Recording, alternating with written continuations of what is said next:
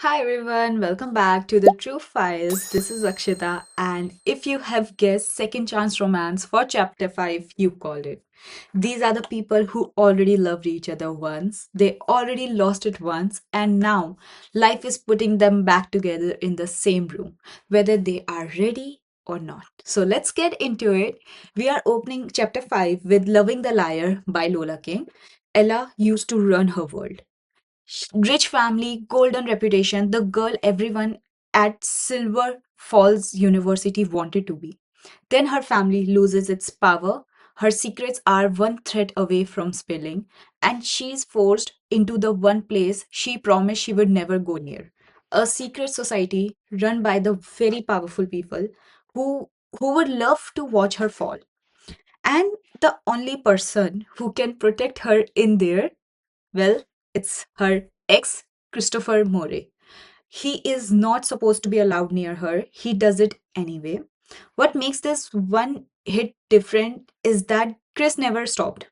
He lost her once and spent the whole book proving he is not going to lose her twice, even if that means playing a much more dangerous game than she realizes.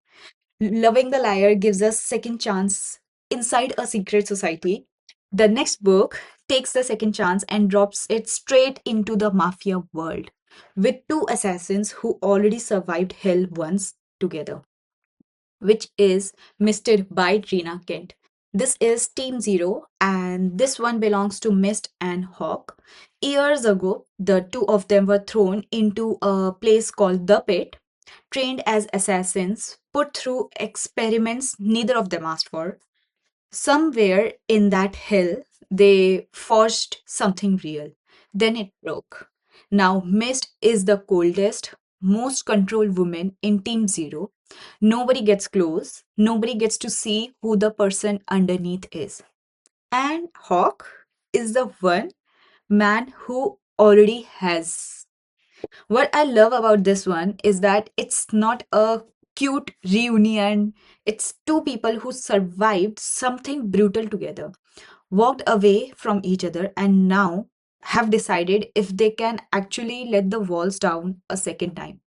Rena Kent does dark and possessive so well, and putting it inside a second chance story just makes the ache hit even harder.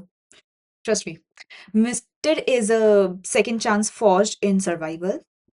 The next one book takes the ache somewhere completely different, like out of the underworld and into a real life, where the second chance isn't about danger, it's about the mistake he made 5 years ago.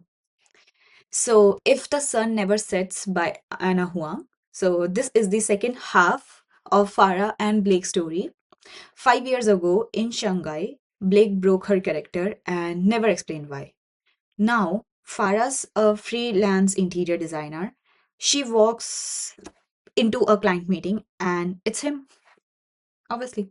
He's not the golden athlete he used to be. He is quieter now, further from the spotlight, and clearly still carrying whatever happened between them. And Farah has to decide if getting close to him again is healing or it's just the history repeating itself. This is the one for you if you want your second chance with an actual explanation owed. Blake made a mistake. Farah deserves the truth. And watching Anna Huang slowly hand it over is exactly why this duet blew up the way it did. Start with If We Ever Meet Again by Anna Huang, then read If the Sun Never Sets. So, for our final book, for the chapter 5, I want to give you the one that captures this trope in a completely different way through grief instead of an old flame. Reminders of Him by Coolan Hoover. So, Kenna Rowan comes home after years away, trying to reconnect with the 4 year daughter she has never really known. In a town that has already decided who she is and isn't willing to forgive her.